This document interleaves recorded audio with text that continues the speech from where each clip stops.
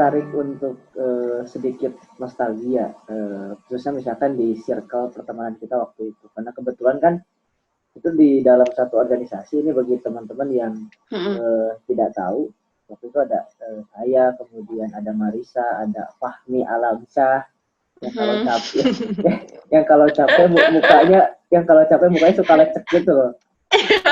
Paling lecek. Iya, Fahmi, kemudian ada JJ yang sering manyun kalau ngatur keuangan, kemudian ada Dewi yang kalau capek suka diem gitu diem gitu kan. Terus ada ada orang ini, ada Marisa yang kalau capek seringnya ngoceh terus. Makin jadi gitu. Tadi dibilang bahwa hadirnya circle ini jadi semakin menguatkan gitu. Nah, selain kami sebenarnya ada lagi nggak waktu itu teman-temanmu yang memang ada di circle yang betul-betul menguatkan waktu itu? Waktu itu yang paling kuat sih circle itu ya, karena kita terlibat semua. Terus muncul akhirnya jadi kepanitiaan, otomatis mereka juga termasuk orang-orang yang menguatkan dong ya, meskipun ya hanya seberapa persen gitu mereka gitu. Terus yang paling berpengaruh lagi mungkin orang-orang terdekat yang lain ya, yang akhirnya kayak mereka mendukung gitu, kayak ayolah, alasan kamu mendelay kelulusanmu adalah untuk ini, gitu kan? Jadi ayolah kamu bisa gitu, kamu kuatnya itu sih sebenarnya. Sebenarnya circle-nya kecil tapi kekuatannya yang besar sebetulnya kalau yang aku rasain gitu, karena jujur mungkin aku temennya nggak terlalu banyak, dikit tapi kualitas mereka luar biasa sih kalau menurut aku. Berarti di situ memang ada sisi-sisi kualitatif ya, bukan kuantitatif. Betul. Dan akhirnya kan waktu itu endingnya kita di kepanitiaan yang kegiatan fenomenal banget waktu itu. yang kamu jadi apa sih, semacam karniel ya waktu itu? Iya benar, MC ya, semacam karniel ya, betul, pembawa acara sih sebetulnya. Waktu itu kan kamu sebenarnya udah nggak bareng kita sebenarnya, tapi kamu menyempatkan waktu itu. Itu karena memang kasihan sama kita, kamu nyempetin gitu atau bagaimana sebenarnya? Panggilan jiwa kali apa gimana ya? Karena benar-benar waktu itu tuh karena waktu balik lagi tuh kayak mungkin ya namanya hanya beberapa orang yang punya pengalaman waktu itu kan bikin acara itu. Akhirnya aku merasa kayak ya nggak apa-apa lah kita tolong gitu, karena benar-benar waktu itu ada yang keluar dari jalur sebetulnya. Jadi yang di awal udah dikonsepin selama berbulan-bulan, terus mungkin kalau anggota tubuh mungkin kayak ada satu kaki hilang gitu kan, kasihan kan jinjit satunya. Jadinya ya kayak ya udahlah nggak apa-apa gitu, meskipun hanya perbantuan tapi mudah-mudahan bisa ngebantu banyak gitu di situ. Jadi kayak ya itu karena ada harapan besar dari orang-orang yang akhirnya jadi kekuatan aja, jadi power, jadi yuk bisa bantu-bantu. Meskipun itu kemarin tuh sempat kayak keluar dari diri aku ya, sempat kayak ada emosi gitu kan, ada emosi kayak gitu-gitu tuh sempat gitu. Cuman ya kalau lagi event itu pasti sih terjadi. Gitu. Sebenarnya yang nguatin ya itu lagi, muka-muka itu lagi yang muncul gitu. Betul. Yang minta dibantu memelas gitu kan. Nah. Tapi emang ya sih, mungkin kan. Nah, waktu itu aku inget banget tuh. Jadi kayak sering nge-WhatsApp, tapi sering bingung gitu. Antara harus maksa untuk balik, ayo bantuin kita gitu loh. Tapi di satu sisi karena kita juga tahu gitu, paham, ini kayaknya nih orang belum bisa balik gitu loh. Waktu sering ngobrol apa sama Dewi ini gimana, Dewi ini gimana, jadi bingung. Dan kerennya waktu di opening kegiatan itu, Dewi itu kan sampai nangis. Terharu ya? Nangis terharu apa gimana tuh? Nangis terharu lah. Oh ya ampun. Iya. Jadi kita tuh kan waktu itu kayak benar-benar dapat apresiasi betul dari pihak kampus, khususnya dari dekanat waktu itu. Dan itu yang ngebuat kita gak nyangka banget dengan persiapan dan apa sih istilahnya, SDM ya, SDM kita yang SDM. Seadanya gitu. Ya, minim ya. Kamu ingat kan apa namanya? Ingat banget, ingat banget. Ketua pelaksananya siapa? Si Robi kan bagaimana tuh orang tuh? Iya benar. Udah aku sentil si Robi tuh. Sebel. Makanya kan.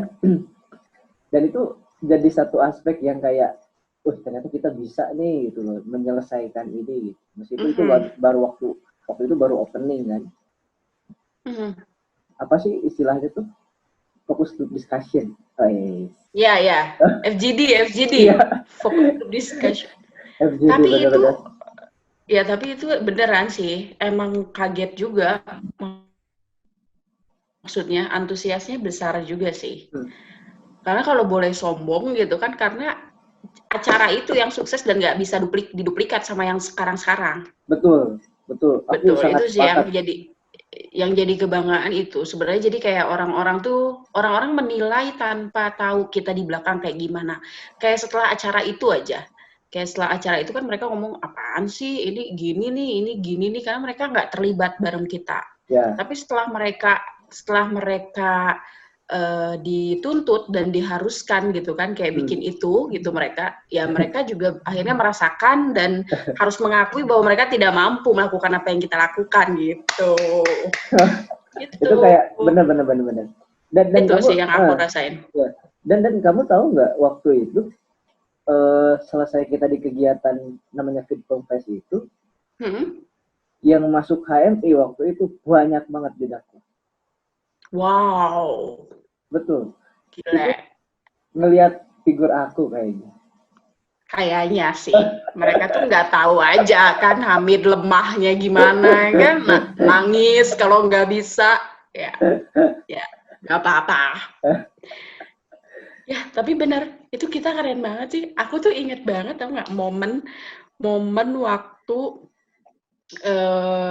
masih di Dema tuh yang kita pertama itu loh, yang nyambut mahasiswa, ingat nggak sih? Iya. Yang akhirnya video mahal drone itu nggak kepake. Iya. Berapa sih, 3 juta ya? Iya, gila. Itu sih aku ngerasa mungkin awal-awal kedekatan kita tuh di situ gitu loh. Anak-anak tuh gitu akhirnya ketemu gitu, padahal kan aku tuh siapa gitu kan, aku nggak kenal mereka, tapi di situ sih jadi kayak tumbuh rasa cinta. Mungkin aku udah pernah ngomong ya. Iya, udah pernah ngomong. Nah itulah gitu. Dan memang benar teman-teman di luar sana yang nonton, jadi kita tuh memang sebenarnya nggak pernah ketemu sama sekali, cuma tiba-tiba ada dalam satu kepengurusan yang mungkin waktu itu secara referensi sama konsep dan segala macam, akhirnya kayak ya udah gitu, nyaman dan benar-benar habis-habisan. Benar-benar. Nah, ini kita kembali lagi misalkan ke sisi pekerjaan yang memang kamu lakuin kan. Aku kayak memandang di berbagai hal yang memang sering kamu lakuin, sisi etos kerjamu ini besar sekali gitu loh. Menurutmu bagaimana nih? Etos kerja tuh aku pengen tanya dulu deh. Etos kerja tuh budaya kerja kah? Atau apa sih? Ya kayak integritas dalam pekerjaan kita gitu loh. Untuk menyelesaikan. Coba lebih sederhana lagi. Untuk kita punya komitmen benar-benar menyelesaikan kerjaan kita dengan sebaik-baik mungkin gitu. Betul. Itu sangat tinggi sih ya kalau aku bilang gitu, kayak itu ngomong sangat tingginya, kenapa mukanya begitu ya, kayak nggak yakin gitu. Karena benar, kalau udah di lapangan tuh orang tuh harimaunya muncul semua ya kan. Kalau lagi kerja langsung beda, pas kita lagi ngonsep itu kan, ngonsep tuh kayak lebih cenderung bayangan, angan-angan gitu kan. Tapi pas di lapangan tuh kan kadang kita satu sisi suka ngerasa, kok aku terus sih gitu. Kadang aku ngerasa, kok kamu nggak bisa seperti apa yang aku inginkan gitu, kayak ekspektasi kita gitu. Jadi kayak kalau di aku sendiri, kedisiplinan, terus kayak zero mistake kalau kata siapa bilang tuh. Wisnu Tama bilang tuh memang iya harus ditanam. Karena meskipun pada kenyataannya mungkin nggak mungkin zero mistake ya.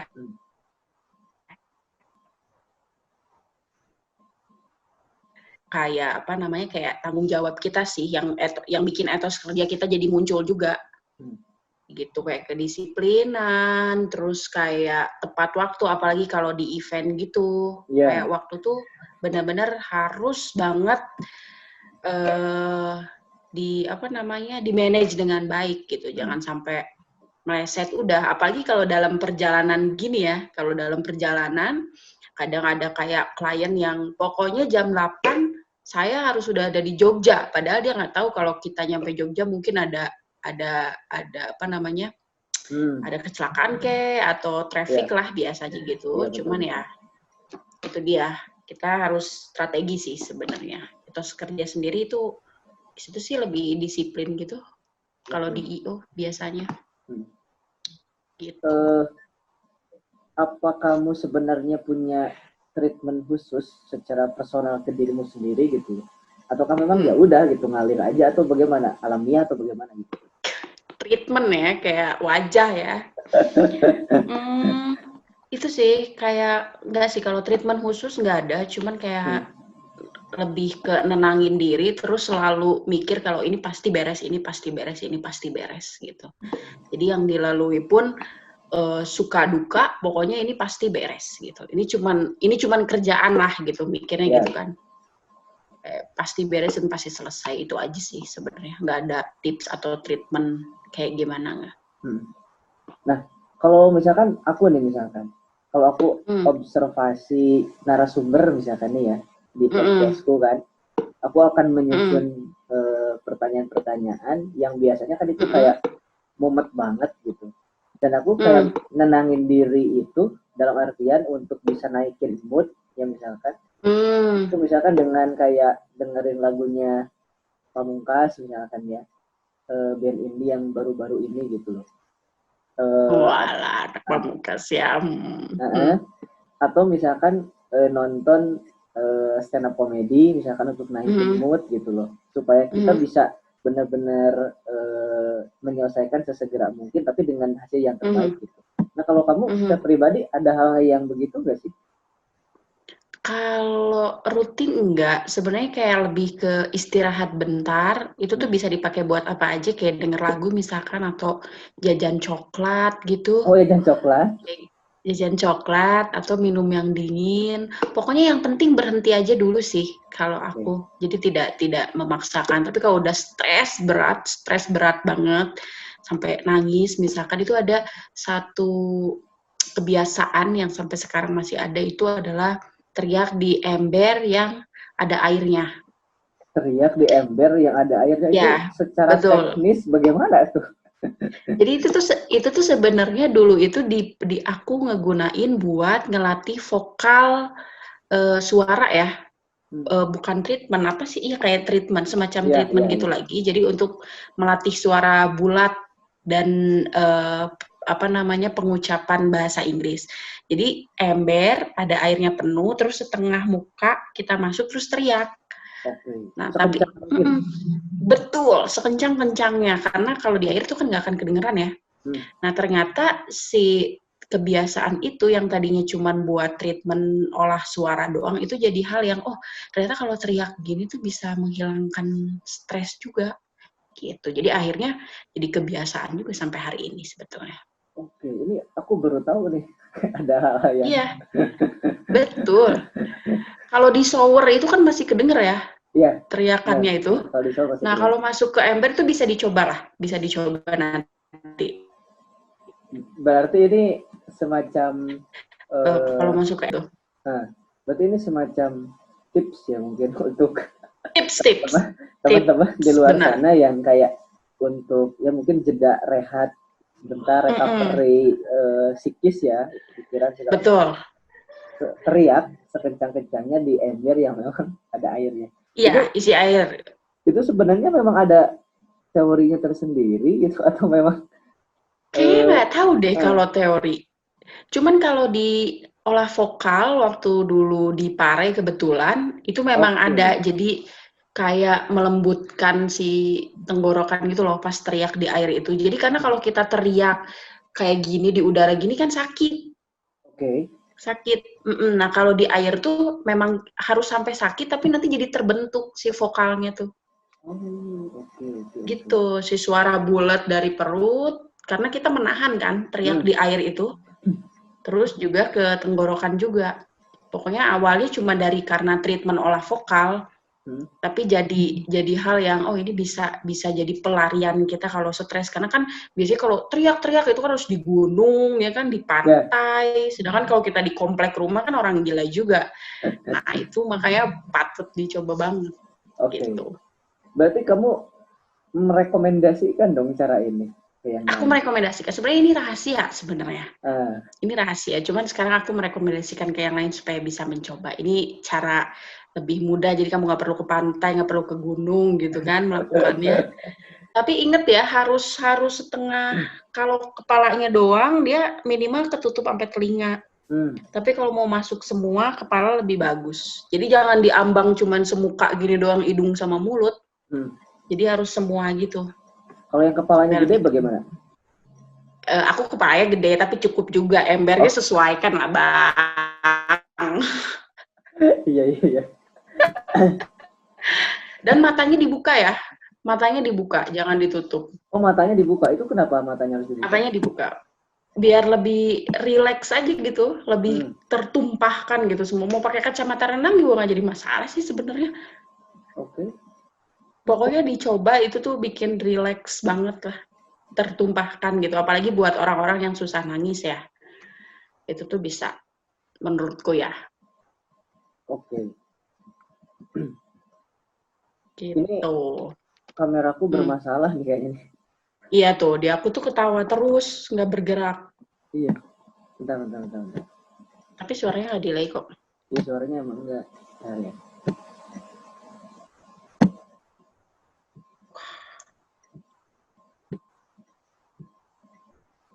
Oke, ada lagi nih.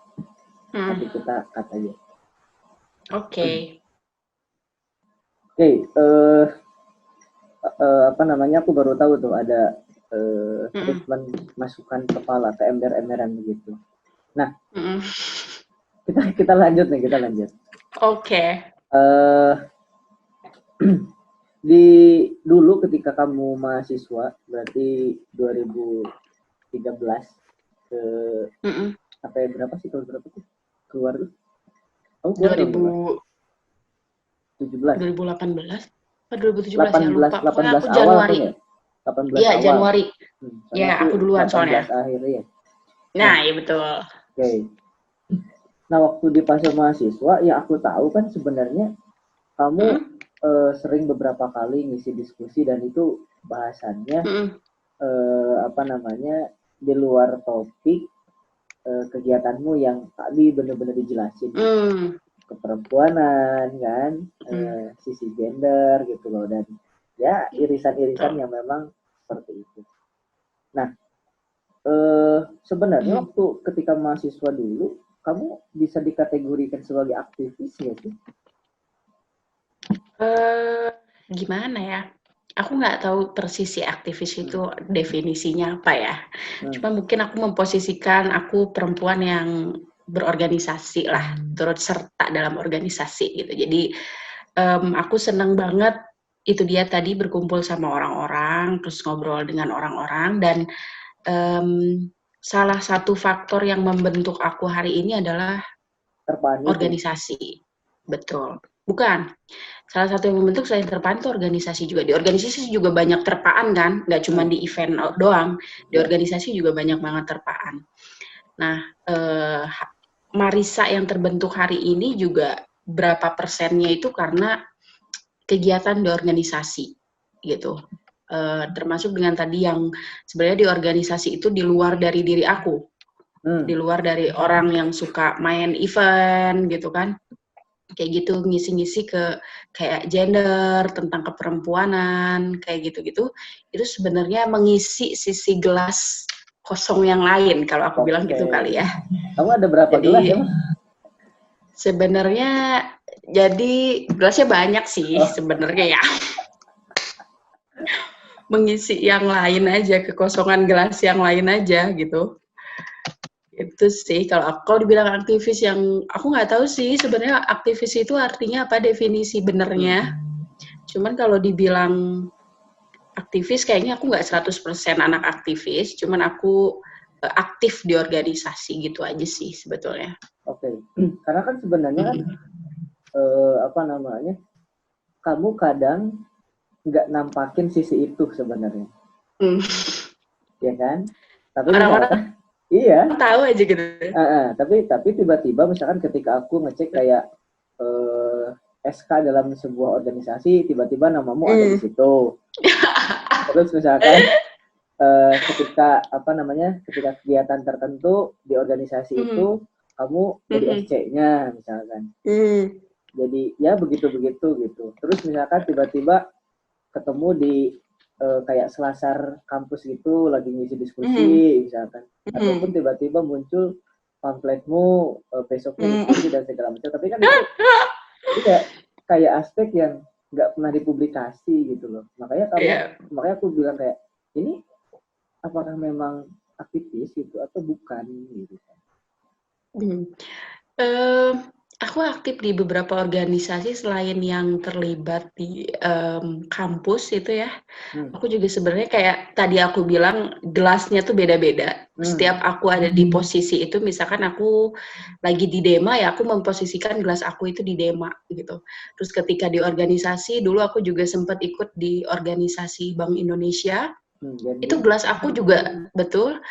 Aku kalau gelasnya juga soal ekonomi, ya kan? Iya. Di situ tuh, ya pembahasannya akan tentang ekonomi, tentang inflasi, tentang gimana Indonesia menciptakan ekonomi yang baik gitu, beda lagi. Jadi kadang aku nilai memang tukar rupiah gitu-gitu ya. Betul sekali, nilai tukar rupiah. Jadi kayak aku tipikal orang yang emang nggak nyampur gitu loh.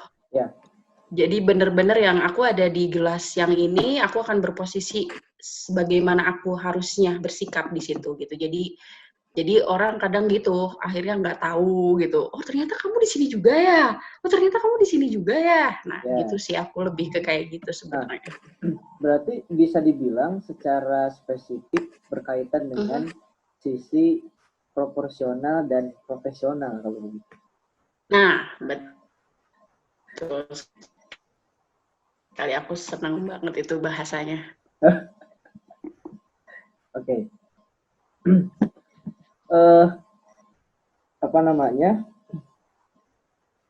Ini kan yang aku tahu ya, kadang mahasiswa yang memang dikategorisasikan sebagai aktivis ini seringkali terjebak dengan habitnya sendiri gitu.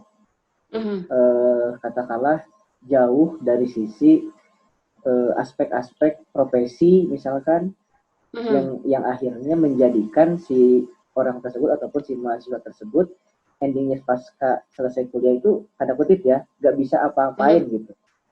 Betul. Nah nggak bisa ngapa-ngapain, jadi karena dia terlalu fokus di organisasinya misalkan di circle dan habitnya, yang akhirnya ketika di akhir bingung nih mau bagaimana dan mau apa kan gitu.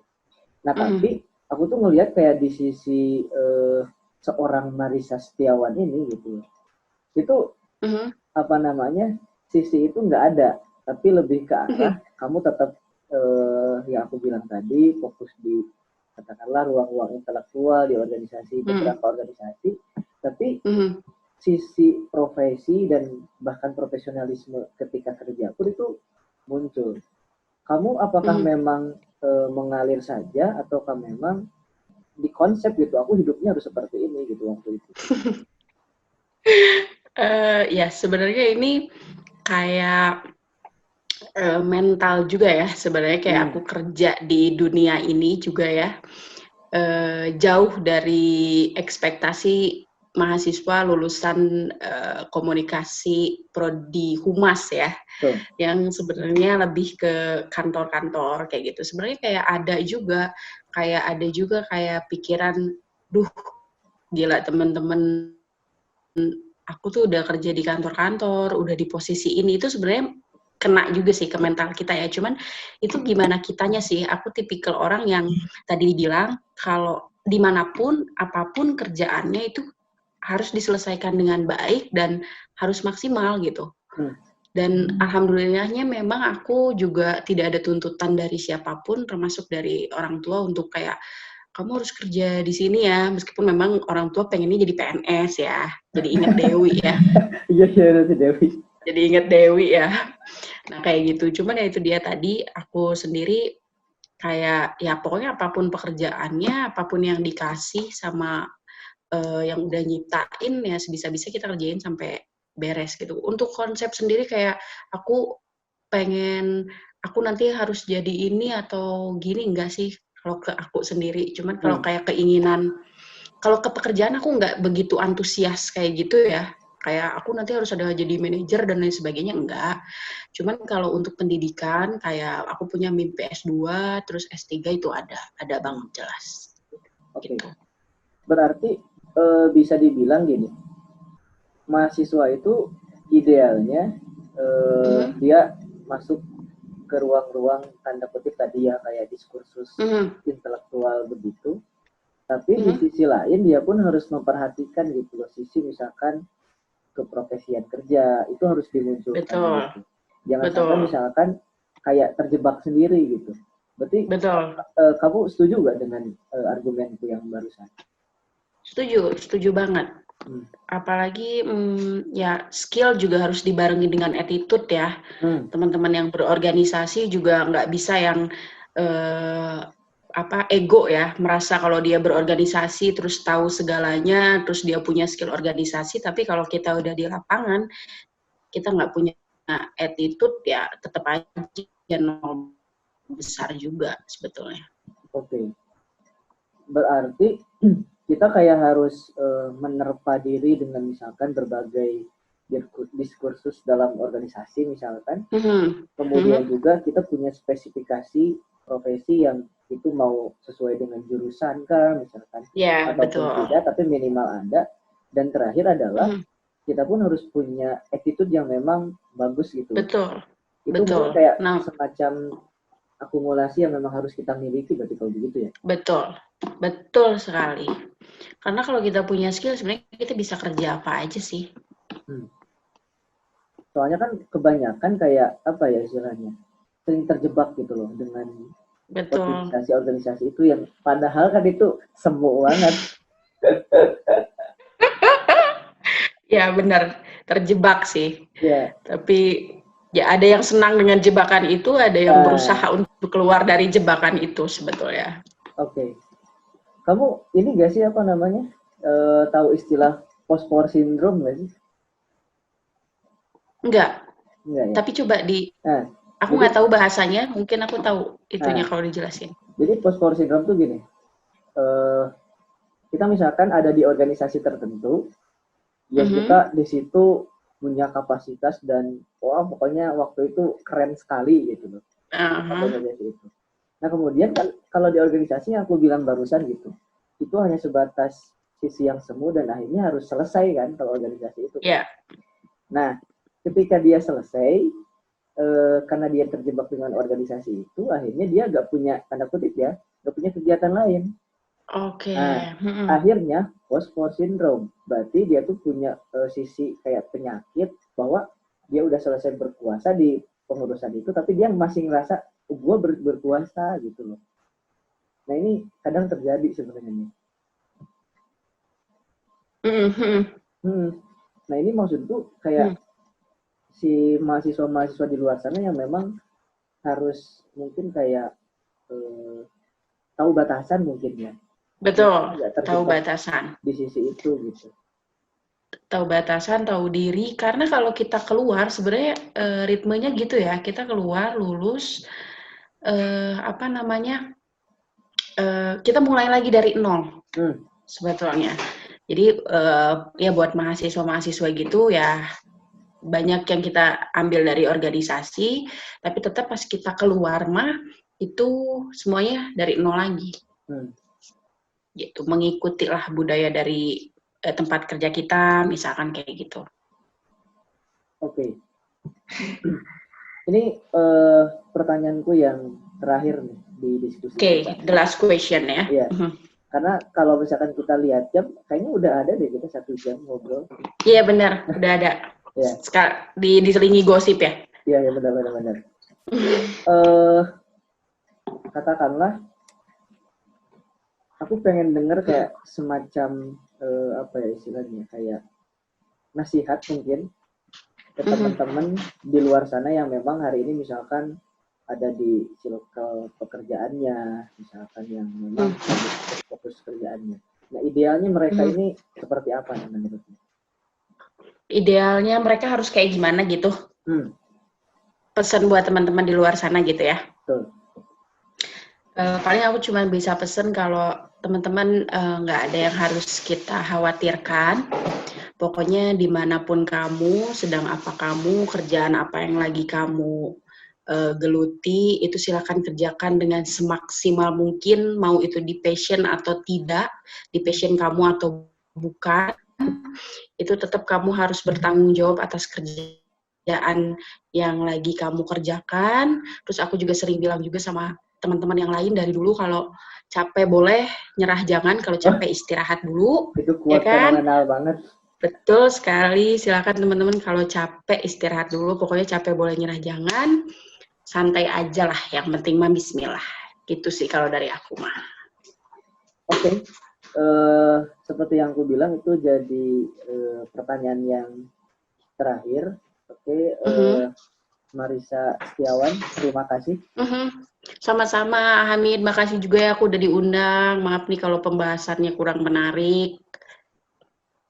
Gak apa-apa dong, slow-slow aja. Tapi mudah-mudahan kita bisa bikin podcast bareng geng kita ya. Oke, betul. Aku sempat kalau dijadwalkan. Aku sempat mikir sih mau ngundang kayak Dewi gitu tuh. Kalau sama Fahmi udah diagendain. Aduh, Fahmi gimana ya sekarang? Si Fahmi mau nikah dong. Fahmi tuh pernah ngajak ketemu, mau ngomongin soal project tour travel gitu, tapi belum sempat ketemu juga. Dia tuh kalau nggak salah memang apa namanya pengen fokus di travel juga, cuman mungkin karena aksesnya yang belum punya ya, dan pengetahuannya yang belum punya juga. Oke. Berarti kita harus diskusi. Ini kalau lanjut pasti panjang obrolannya, jadi aku selesai dulu record. Terima kasih. Marissa sama-sama Hamid. Setiawan. Sampai bertemu di video yang lain-lainnya.